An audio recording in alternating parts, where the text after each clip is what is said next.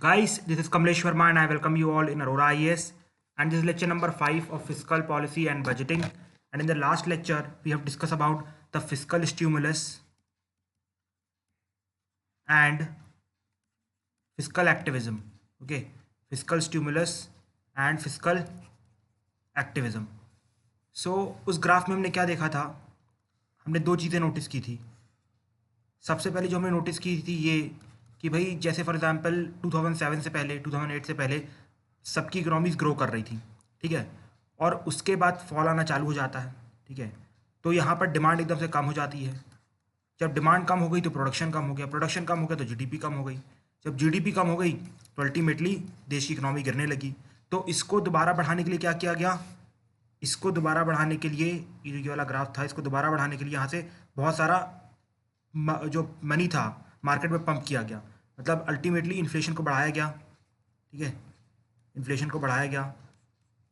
अब ये इन्फ्लेशन को बढ़ाने से क्या होगा? प्रोडक्शन बढ़ेगा, प्रोडक्शन बढ़ेगा तो जीडीपी बढ़ेगा, जीडीपी बढ़ेगा तो इकोनॉमी बढ़ेगा, इकोनॉमी बढ़ेगा तो एम्प्लॉयमेंट विल आल्सो राइज, ठीक है.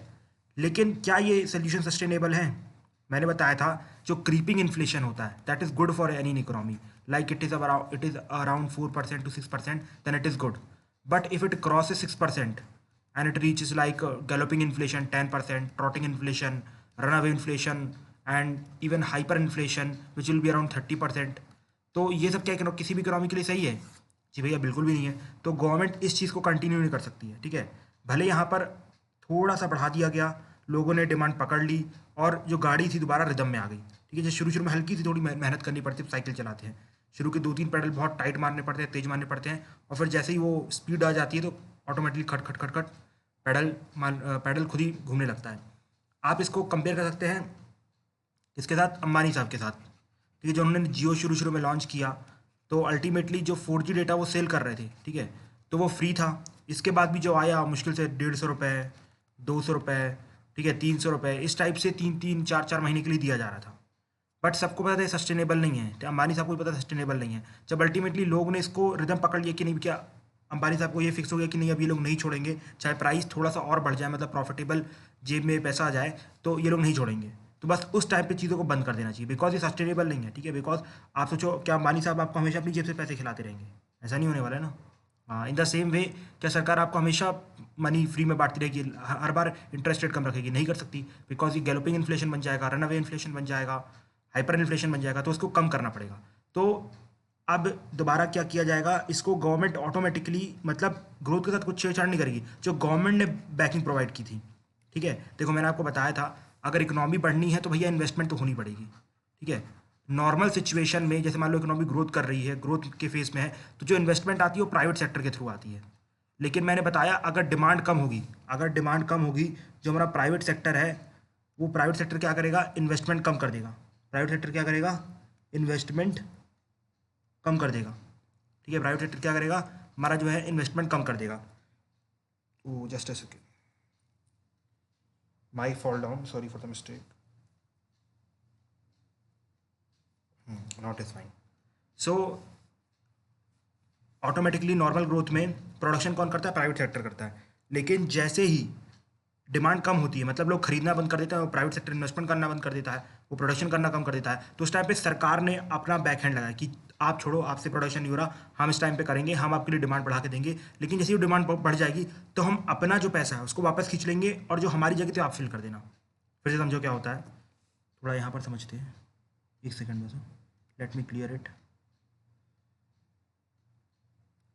देखो होता क्या है कि जैसे फॉर एग्जांपल यहाँ पर आप देखने ग्रोथ बढ़ रही थी, तो यहाँ पर जो मैक्सिमम कंट्रीब्यूशन था वो प्राइवेट सेक्टर का था, ठीक है. अब जैसे ही ये कम हो गया, सिंपल सी बात है, डिमांड कम हो गई. जब डिमांड कम हो जाएगी तो जो हमारा, आप कह सकते हैं, प्राइवेट सेक्टर में इन्वेस्टमेंट करना कम कम कर देगा, बिकॉज को लोन महंगे में नहीं मिलेगा, मतलब सॉरी, लोन महंगे में मिलेगा, सस्ते में नहीं मिलेगा, ठीक है. तो प्राइवेट सेक्टर अपने यहाँ से फैक्ट्री बंद करके निकल लेगा, अब लोगों की जॉब भी चली जाएगी. तो लेकिन गवर्नमेंट चाहती है भी इकोनॉमी बढ़ती रही, तो गवर्नमेंट ने प्राइवेट सेक्टर की कमी पूरी की, ठीक. गवर्नमेंट ने इस साइकिल पे जो शुरू के 2-3 पैडल दोबारा मार दिए और उसको यहाँ पर पहुँचा दिया. अब गवर्नमेंट बोल रही है कि भैया मैं हट जाता हूँ इस साइकिल से, ठीक है, आप यहाँ पर पैडल मारना चालू कर दो, बिकॉज अब तो ये साइकिल रिदम में आ गई है, बस मेरी जगह आप हो गए. तो अब प्राइवेट सेक्टर यहाँ से इन्वेस्टमेंट पकड़ लेगी, ठीक है.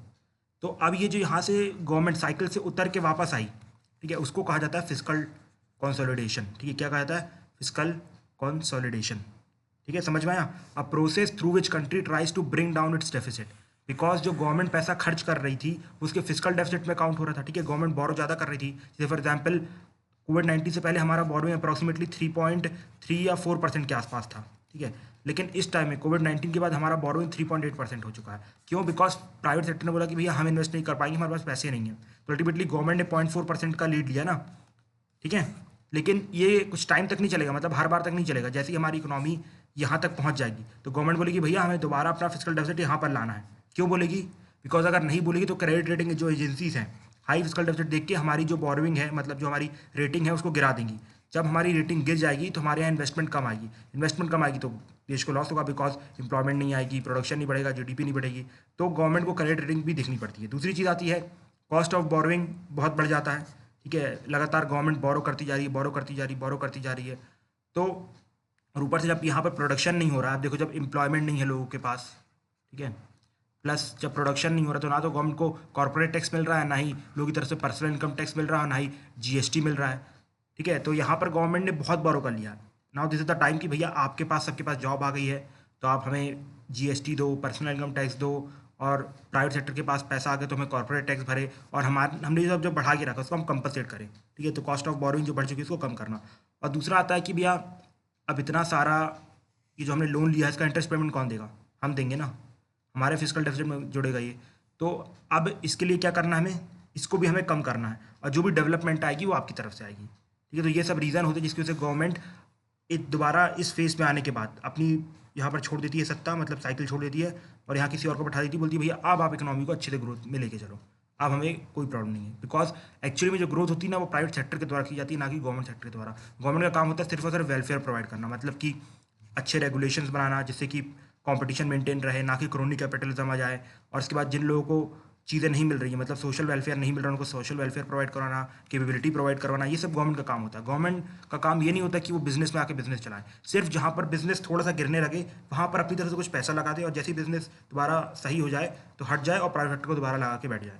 ठीक है, तो ये काम होता है गवर्नमेंट का। तो इसी को कहा जाता है क्या? Physical consolidation. अब ये सब कैसे हो सकता है? ये बहुत तरीक़ों से हो सकता है। जैसे फॉर एग्जांपल आपने डिमांड बढ़ाने के लिए, रोजगार बढ़ाने के लिए, मतलब सिंपल सी बात है ना, जब प्रोडक्शन घटेगा तो रोजगार घटेगा, मतलब जो बेरोजगारी बढ़ेगी। बेरोजगारी क्यों बढ़ेगी भैया? जब फैक्ट्री के पास पैसा ही नहीं है तो आपको तो धक्के मार के निकाल देगी फैक्ट्री। ठीक है ना, तो बेरोजगारी जो बढ़ रही है वो बेरोजगारी को कहाँ सरकार ने अपनी तरफ से रोजगार दिया, तो कहाँ रोजगार देगी? या तो मिनिस्ट्रीज़ में क्लर्क बनाएगी, ब्यूरोक्रेसी में डालेगी, आईएएस आईपीएस की जॉब्स ज़्यादा निकालेगी, और उसके बाद जो वेलफेयर स्कीम जो बढ़ा के रखी थी उसको भी बंद करनी पड़ेगी, जो नॉन वायबल है। ठीक है, अपनी जो मिनिस्ट्री और ब्यूरोक्रेसी में ज़्यादा बंदों को रख लिया था उनको हटाएगी। इस पर जो सब्सिडीज़ बहुत दे के रखी थी उसको एकदम से कम कर देगी। फॉर एग्जाम्पल हमें इस टाइम पे जो एलपीजी सिलेंडर मिल रहा है 600 रुपये का मिल रहा है, इसमें 200 रुपये की सब्सिडी भी मिल रही है, तो अल्टीमेटली हमें सिलेंडर 400 रुपये का मिल रहा है। तो ये एक्स्ट्रा सब्सिडी दे रही है गवर्नमेंट। इससे पहले हमें 200 रुपये का महंगा मिल रहा था, मतलब 600 रुपये पे सिलेंडर मिल रहा था।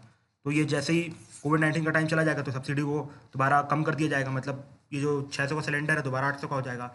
इसके बाद टैक्स रूल को सिंपल किया जाए जिससे कि लोग बहुत ही आराम से टैक्सेशन फिल कर सके। जैसे फॉर एग्जांपल इस बार का पर्सनल इनकम टैक्स बहुत ईजी आया था, मतलब जो फॉर्मेट बहुत अच्छा हो गया, तो उसके लिए अब किसी सीए की ज़रूरत नहीं है, इवन फॉर मी। ठीक है, मतलब मेरा खुद की कोई पेमेंट नहीं है, even that means I was talking about my father. Okay, he actually gives the income tax, so I fill his income tax. So in that case I was telling. Okay, तो simplifying the tax rule. जैसे ही आप देखो, जब मुझे लगा कि नहीं यार अब टैक्स रूल तो बड़े सिंप्लीफाइड हो गए तो मैं खुद ही भर दूंगा, क्यों किसी सीईओ को पैसे देने। इसके बाद जो स्ट्रिंजेंट लॉस है उनको हटाना, मतलब in the form of labour and market and all these things, और इकोनॉमी को कैशलेस करना जिससे कि जो इवेजन होता है और ब्लैक मार्केटिंग बढ़ रही है वो कम हो सके। ठीक है, तो इसे कहा जाता है फिस्कल कंसोलिडेशन। तो मतलब आपने देखा फिस्कल स्टिमुलस क्या होता है, इसके बाद फिस्कल एक्टिविज्म क्या होता है, और अल्टीमेटली फिस्कल कंसोलिडेशन। ये तीनों टॉपिक एक दूसरे से रिलेटेड है। ठीक है, जैसे ही इकोनॉमी में आप देखोगे ऑटोमेटिकली, जैसे फॉर एग्जांपल 2007-8 में जब रिसेशन आया तो उस टाइम पे यूएस ने फिस्कल एक्टिविज्म को अपनाया। ठीक है, यूएस ने फिस्कल एक्टिविज्म को अपनाया और फिस्कल स्टिमुलस किया। फिस्कल एक्टिविज्म क्या है? एक पॉलिसी है गवर्नमेंट की। क्या जिससे कि डिमांड इकोनॉमी बढ़ाई जाए। और फिजिकल स्टिमुलस एक प्रोसेस है जिससे डिमांड बढ़ रही है। जैसे फॉर एग्जांपल आपने मिनिस्ट्रीज़ में ज़्यादा बंदों को लगा दिया, ब्यूरोक्रेसी में लगा दिया, वेलफेयर स्कीम चालू कर दी, सब्सिडीज़ ज़्यादा देना चालू कर दिया, तो इससे डिमांड बढ़ जाती है, डिमांड बढ़ प्रोडक्शन बढ़ जाता है। और जैसे ही गवर्नमेंट देखा कि प्रोडक्शन बढ़ गया है और economy is now well to do, तो हम हट जाते हैं और उस प्रोसेस को आया था फिजिकल कंसोलिडेशन। समझ में आया ये तीनों कॉन्सेप्ट? लास्ट लेक्चर में I have explain it in detail, अगर आपने नहीं देखा तो ज़रूर देखिए, आपको समझ में आ जाएगा। अब इसके बाद एक छोटा सा टॉपिक है, ठीक है, लाइक पोस्ट इंडिपेंडेंट इंडिया में जब हम आज़ाद हुए थे तो मैंने आपको बताया कि हमारे यहाँ पर फिजिकल डेफिसिट बहुत ज़्यादा बढ़ चुका था। ठीक है, फिजिकल डेफिसिट बहुत ज़्यादा बढ़ चुका था।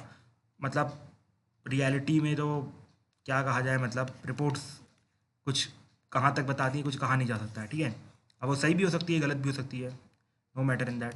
बट इस टाइम पे हमारा फिजिकल डेफिसिट 3.8% है और आज से 1-2-3 साल पहले कुछ 3.4 के आसपास, 3.3 के आसपास था। तो मतलब हमारा physical deficit post independent India के अगेंस्ट, तो मतलब लिबरलाइजेशन से पहले, मतलब 1991 से पहले तो बहुत ही अच्छा हो चुका है। ठीक है, तो हम जानते हैं कि कौन कौन से रीज़न थे जिससे कि फिजिकल डेफिसिट बहुत ज़्यादा बढ़ा हुआ था। ठीक है, तो सबसे पहला तो ये था कि भाई गवर्नमेंट इंडस्ट्रियलाइज्ड इंडिया चाहती थी। जो नेहरू जी जब सत्ता में आए तो उन्होंने बोला था कि my India will not be an agrarian economy, it will be an industrialized economy like Soviet Union, America. तो उसके लिए चाहिए थी बहुत सारी इन्वेस्टमेंट, और एक्चुअली में जो हमारा यूएस बढ़ा है, ब्रिटेन बढ़ा है, ठीक है, तो उनका मेन फंडा था प्राइवेट सेक्टर से बढ़ना। ठीक है, वहाँ पर प्राइवेट जो इन्वेस्टमेंट थी वो बहुत ज़्यादा थी, इसकी वजह से वो बहुत ईजिली बढ़ गए। और यूएसआर में गवर्नमेंट इन्वेस्टमेंट थी लेकिन उनके पास रिसोर्सेज बहुत ज़्यादा थे। ठीक है, तो वो बढ़ पाए। तो सेम नेहरू जी ने यूएसआर का मॉडल अपनाने की सोची। यूएसआर मतलब सोवियत यूनियन जो था पहले, रशिया से पहले, वो। ठीक है, तो उसमें इंडस्ट्रियलाइजेशन करना चाहे थे, बिकॉज इन प्राइवेट इन्वेस्टमेंट हमारे यहाँ पर थी नहीं, मतलब यूएस का मॉडल हम फॉलो नहीं करते थे, इसलिए हमने यूएसआर का मॉडल फॉलो किया। तो उसके लिए बहुत सारा बोरो करना पड़ता था। जब बोरो करेंगे तो सिंपल सी बात है, फिजिकल डेफिसिट बढ़ेगा। ठीक है, दूसरा ये था कि भैया अगर आप इंडस्ट्रीज़ बना रहे हो तो इंफ्रास्ट्रक्चर भी बनाना पड़ेगा, तो उसके लिए आपके पास पैसे नहीं थे, तो उसके लिए बोरो करना पड़ता था। तो इन दो रीज़न से फिजिकल डेफिसिट बहुत ज़्यादा था। अब इन द सेम वे जो हमारा रेवेन्यू डेफिसिट भी था वो भी बहुत ज़्यादा था। क्यों? बिकॉज हम एजुकेशन में खर्चा कर रहे थे, हेल्थ में खर्चा कर रहे थे, दिख तो नहीं आता but still we were doing it. और वेलफेयर स्कीम सरकार उस टाइम पे बहुत सारी लेके आई। जब इंदिरा गांधी जी सत्ता में आती हैं, लाइक गरीबी हटाओ ये सब मूवमेंट के साथ आई थी, तो बहुत सारी इनकी स्कीम उन्होंने चालू की, सब्सिडीज़ बहुत ज़्यादा प्रोवाइड की गई, जो गवर्नमेंट जॉब्स थी वो बहुत ज़्यादा निकाली गई, और साथ ही साथ जो हमारी सरकारें थी वो करप्ट थी। ठीक है, सरकारें जो थी, करप्ट एडमिनिस्ट्रेशन था, तो जो पैसा रिकवरी होता था वो दिखाई नहीं देता था, और टैक्स भी बहुत ज़्यादा कम था। ठीक है, तो आप देखो कि हमारे यहाँ पर फिजिकल डेफिसिट क्या होता है सबके यहाँ पर, रेवेन्यू माइनस एक्सपेंडिचर। तो आप रेवेन्यू देख लो भाई, रेवेन्यू तो अच्छा ही नहीं रहा, बिकॉज एक तो ऑलरेडी टैक्सेस लो हैं और इतना करप्ट एडमिनिस्ट्रेशन है कि थोड़े बहुत पैसों के लिए पूरा रेवेन्यू दे दिया करता था। फॉर एग्जांपल आपने रेड मूवी देखी होगी ना, वो बोलते हैं कि भैया जितना आपको पैसा चाहिए ले लो और मेरे पास जितना छोड़ सकते हो छोड़ दो। तो अल्टीमेटली अगर वो पैसा गवर्नमेंट के पास जाता तो गवर्नमेंट को फ़ायदा होता। तो ये करप्ट एडमिनिस्ट्रेशन क्या होता कि जब भी रेड मारी जाती है, कुछ पकड़े जाते तो वो पकड़े नहीं जा रहे थे, और ऑलरेडी टैक्सेस लो थे, तो यहाँ पर एक प्रॉब्लम आ रही थी। और दूसरा कि आप एक्सपेंडिचर बिल्कुल बढ़ाए जा रहे थे, तो इन सिचुएशन में फिजिकल डेफिसिट तो बढ़ना ही था, तो वही अल्टीमेटली बढ़ रहा था। ठीक है, वैसे कुछ खास टॉपिक नहीं है बट फिर भी क्यों था, मैं सोचा कि एक स्लाइड डाल देते हैं, बता देंगे। अभी इस साल बजट में एक नई टर्म इंट्रोड्यूस की गई थी, foreign currency borrowing.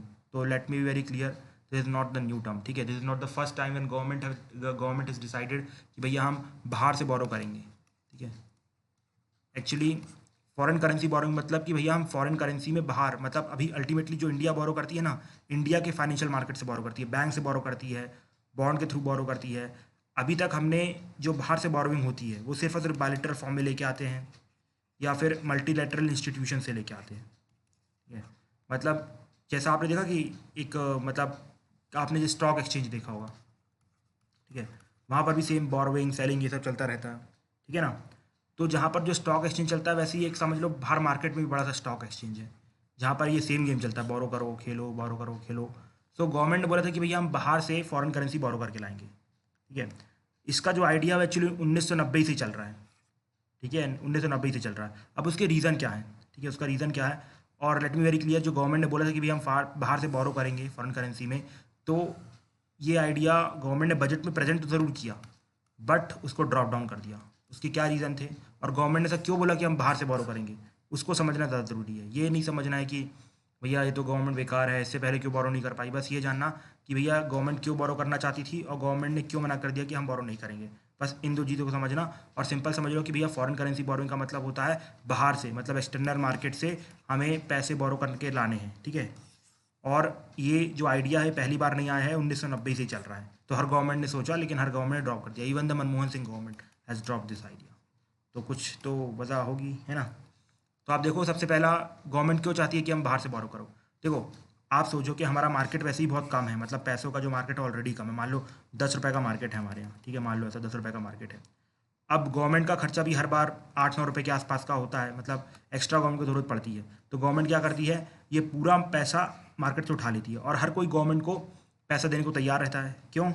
Just because कि जो गवर्नमेंट का शेयर है, मतलब जो गवर्नमेंट की सिक्योरिटी, वो 100% है कि अगर गवर्नमेंट ने पैसा लिया तो पक्का वापस करेगी। और बैंक तो यही चाहती है कि भैया हमें हर बार फिक्स अमाउंट पैसा वापस मिल जाए।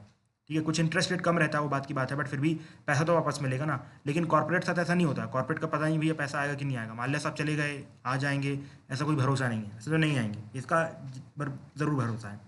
ठीक है, तो अल्टीमेटली आप देखो, अगर ये गवर्नमेंट ने 8 रुपये ले लिए तो बचे यहाँ पर कितने, 2 रुपये। जब 2 रुपये बचे तो आप प्राइवेट सेक्टर को क्या दोगे भैया, लोन में क्या दोगे? जरा सा आप सिर्फ अंबानी साहब को दे दोगे। अब वो भी कितनी फैक्ट्री बना लेंगे भैया 2 रुपये से, कुछ नहीं ना। तो इसको कहा जाता है क्राउडिंग आउट। मतलब जब गवर्नमेंट बोरो करती है और प्राइवेट सेक्टर के लिए बिल्कुल भी पैसा नहीं बचता है, तो इसको कहा जाता है क्राउडिंग आउट। ठीक है, इसके बाद आता है लो कॉस्ट ऑफ बोरोइंग, मतलब जो एक्सटर्नल मार्केट रहता है। जैसे फॉर एग्जांपल हमारे यहाँ पर लोन कितने परसेंट में दिया जाता है, जो पर्सनल लोन रहता है वो 15-16% में दिया जाता है। होम लोन 7 से 8 से 9% तक दिया जाता है, मतलब 7 से 9% तक दिया जाता है। ठीक है, अब यही लोन एक्सटर्नल मार्केट में 2 से 3% में मिल जाएगा। तो आप सोचो, है ना। अच्छा, फिर भी आप सोचो कि बोरो क्यों नहीं कर रहे हैं, मतलब क्राउडिंग आउट। ठीक है भाई, आप सब जानते हैं अगर प्राइवेट इन्वेस्टमेंट नहीं आएगी तो हमारी इकोनॉमी नहीं बढ़ेगी। तो क्राउडिंग आउट बहुत बड़ा फैक्टर है, बट फिर भी गवर्नमेंट बोरो नहीं करेगी। अब वो छोड़ो यार, 2 से 3% में मिल रहा है फिर भी बोरो नहीं कर रही है, ये भी सोचने की बात है। अब एक और रीज़न सुन लो, ये कुछ खास नहीं है बट फिर भी सुन लो। बेंचमार्क, जैसे फॉर एग्जांपल कि अभी आप देखो सारे बैंक के जितने भी रेट्स होते हैं, चाहे वो HDFC हो या SBI हो, PNB हो, चाहे कोई भी बैंक हो, सबका रेट लगभग फिक्स होता है। लाइक हम डिपॉजिट में 2 से 3% देंगे। ठीक है, अगर हमें होम लोन देना हो तो हम 8 से 10% के बीच में देंगे। पर्सनल लोन देना हो 15-16% के बीच में देंगे। मतलब एक रेंज फिक्स कर लियो, सारे के सारे बैंक इसी के आजू बाजू चलते हैं। तो अब आप ये देखो, अगर गवर्नमेंट बाहर से बोरो करेगी, ठीक है, तो यहाँ पर बैंक्स को भी सस्ती चीज़ें मिलेंगी, और दोबारा मतलब एक नया बेंचमार्क सेट होगा। समझ रहे हो ना, कि मतलब ये जो बाहर की बोरोइंग है वो हमारे इंटरनल बोरोइंग को इम्पैक्ट करेगी। जब हमारा इंटरनल बोरोइंग इम्पैक्ट होगा तो हमारे हाँ नए बेंचमार्क आएंगे। तो ये भी एक चीज़ है। ठीक है, मतलब डायनेमिक टाइप में बेंचमार्क दिखने लगेंगे। फॉर एग्जाम्पल कि अगर मान लो जो एक्सटर्नल मार्केट है उसमें अगर मान लो इंटरेस्ट रेट बढ़ गया, तो हमारे यहाँ पर भी 10% का इंटरेस्ट रेट हो जाएगा।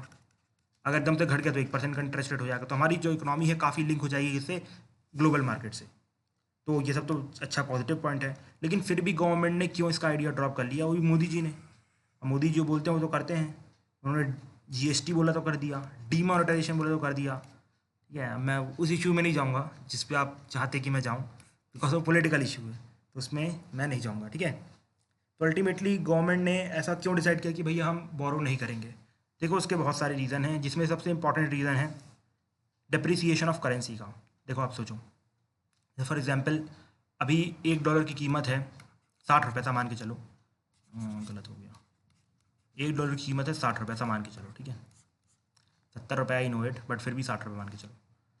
अब मान लो इंडिया को बोरो करना है बाहर से। ठीक है, इंडिया को बोरो करना है, इससे सॉल्व हो यार, समझने में ज़्यादा आसानी होगी और समझाने में भी ज़्यादा आसानी होगी। नहीं तो मुझे कैलकुलेशन करना पड़ेगा, और कैलकुलेटर तो मैं लेके नहीं बैठा हूँ, तो बहुत टाइम लग जाएगा। ठीक है, तो $1 की कीमत मान लो 100 रुपये है। अब गवर्नमेंट बोलती है कि भैया हमें बाहर से बोरो करना है तो हम $1 बोरो करेंगे। तो मान लो इंटरेस्ट रेट है 2%। ठीक है, इंटरेस्ट रेट है 2%, तो गवर्नमेंट को जब वापस करना होगा 1 साल के बाद पैसा, तो कितना वापस करना होगा, 102 रुपये। ठीक है, 102 रुपये। ठीक है, ये फिक्स हुआ। लेकिन ये जो एक्सटर्नल बोरोइंग होती है फ्लोटिंग रेट पे होती है, मतलब आपकी इकोनॉमी का जो करेंसी की वैल्यू वो डॉलर के मुकाबले कितनी है। नहीं समझ में आया, आई नो इट, इसलिए मेरा काम है समझाना। अब देखो, आपको फिक्स था, आपने सोचा कि भैया 100 रुपये में भी एक $1 मिल रहा है, तो हमने $1 बोरो कर लिया, $1 बोरो कर लिया। अब इसके बाद 2% ये लोग इंटरेस्ट रेट मांग रहे हैं, तो मतलब हमें इन टोटल 102 रुपये देना है। तो हमने अच्छा खुश होकर आ गए। अब मान लो US की जो इकोनॉमी है वो चल पड़ी, चली पड़ी रहती है, लेकिन अब चल पड़ी। अब मान लो $1 की कीमत हो गई, या हमारी जो इकोनॉमी है वो ख़राब हो गई, और $1 की कीमत हो गई कितनी, 100 रुपये थी यहाँ पर, हमें देना इतना है। ठीक है, वापस करना लिख देता हूँ यहाँ पर, वापस करना कितना है, 102 रुपये। ठीक है, इस आंकड़े को याद रखना। और ये डॉलर की कीमत है। ठीक है, डॉलर की कीमत, ये डॉलर की कीमत है, ठीक है। अब देखो, अब मान लो कि आपकी इकोनॉमी का रुपये का डिप्रिसिएशन हो जाता है। मैंने आपको बताया था डिप्रिसिएशन कैसे होगा, जब एकदम से हमारे यहाँ पर अगर इकोनॉमी ख़राब होगी तो क्या होगा, डॉलर हमारे यहाँ से बाहर चले जाएंगे। जब डॉलर बाहर चले जाएंगे तो उससे क्या होगा, हमारे यहाँ पर नंबर ऑफ़ रुपीज़ बढ़ जाएंगे। नंबर ऑफ़ रुपीज़ ज़्यादा बढ़ गए मतलब हमारे यहाँ पर एज़ कम्पेयर टू डॉलर, ठीक है, एज़ कम्पेयर टू डॉलर रुपये की वैल्यू घट गई। घट गई मतलब नंबर बढ़ेगा। ये सब मैंने बताया भाई, अब कोई नहीं बोलेगा समझ में नहीं आ रहा है, ठीक है। अगर आपने इन्फ्लेशन नहीं देखो तो नहीं आएगा। देखो 110 रुपये हो गए, ठीक है, 110 रुपये हो गए। अब देखो, अब जब गवर्नमेंट वापस करने जाएगी तो क्या होगा, क्या गवर्नमेंट को 102 रुपये ही वापस करने हैं? नहीं ना, अब आपको उन्हें $1 वापस करना है। रुपीज़ की तरफ ध्यान मत दो, आप $1 लेके आए हो, आपको $1 वापस करना है। अब मान लो आपके पास डॉलर नहीं है तो आप क्या करोगे, यूएस से खरीदने जाओगे। तो आप यूएस को पहले 100 रुपये दे रहे थे $1 खरीदने के लिए, अब उसको आप 110 रुपये दोगे, और ब्याज कितना है, 2 रुपये। तो कुछ आप कह सकते हो 4 रुपये के हिसाब से, नॉट मान लो था 4 रुपये, तो आपको 114 रुपये वापस करने हैं। आपको जब शुरू में दिखाया गया कितना, 102 रुपये वापस करना है, लेकिन भाई हमारी इकोनॉमी तो, हमारी जो करेंसी तो डिप्रिशिएट कर गई। जब डिप्रिशिएट कर गई तो हमें 114 रुपये भरना पड़ेंगे। अब मान लो हमारी इकोनॉमी कंडीशन और ख़राब हो गई, तो ये जो डॉलर की जो मतलब नॉट पाकिस्तानी, मतलब जो इंडियन रुपी की करेंसी है, मतलब जो इंडियन रुपी है उसकी वैल्यू और घटेगी, वो 120 हो जाएगी, और इकोनॉमिक कंडीशन ख़राब हुई 150 हो जाएगी। अब बताओ भर पाओ कितना? बिकॉज याद रखना, हम डॉलर में पैसे लेके आए हैं, हमें डॉलर में ही वापस करना है, और डॉलर हमारे यहाँ प्रिंट नहीं होते हैं, डॉलर यूएस में प्रिंट होते हैं। अगर आपको डॉलर चाहिए यूएस से खरीद के लाओ, यूएस बोलेगा निकालो भाई अपने जेब के 150 रुपये। पहले 100 रुपये मिल रहा था, अब 150 रुपये मिल रहा है। तो आप बताओ, ऐसी कुछ कंडीशन हो जाती थी, गवर्नमेंट क्या चीज़ें मैनेज कर पाएगी? नहीं ना, आप भी समझ रहे हो नहीं कर पाएगी, ठीक है। यहाँ पर अपनी इकोनॉमी तो ऐसा है कि गवर्नमेंट क्या करती है, फॉर एग्जांपल अगर गवर्नमेंट कई बार पैसे नहीं दे पाती, ऐसा होता है, तो गवर्नमेंट क्या करती है कि बोलती है कि आप इस चीज़ को और बढ़ा दो आगे, कोई लॉ पास कर देती है और ये जो लिमिट रहती है बढ़ा देती है, ठीक है। जिसके अकॉर्डिंगली क्या होता है कि बाद में तो पैसा मिल जाता है, लेकिन ऐसा गवर्नमेंट इंडिया में कर लेती है। लेकिन क्या अमेरिका के साथ ऐसा कर पाएगी? नहीं, बिल्कुल भी नहीं। उल्टा आपकी इकोनॉमी डिप्रेशन में चली जाएगी। तो इसलिए ये सबसे बड़ा रीज़न था, गवर्नमेंट ने बोरो करने का आइडिया छोड़ दिया। बिकॉज अगर आपको बोरो करना है तो आपकी जो मैक्रो इकोनॉमिक प्रोडेंशियल है वो बहुत ही स्ट्रांग होनी चाहिए। अब ये कब पढ़ेंगे हम?